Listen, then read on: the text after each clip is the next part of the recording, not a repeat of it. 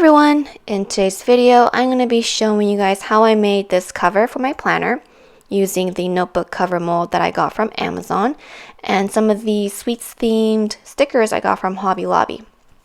Now the exact mold size that I used for this project is A5. It fits perfectly on my A5 Filofax clipbook planner, as you can see here. Now the mold set does come with binder rings, so you can actually make your own notebook, but you just have to make sure you make the back side or the back cover. Also, I did have some issues with this project, and I will explain everything towards the end of the video, so make sure you watch till the end so you don't miss that. Other than that, let's just get started with the video.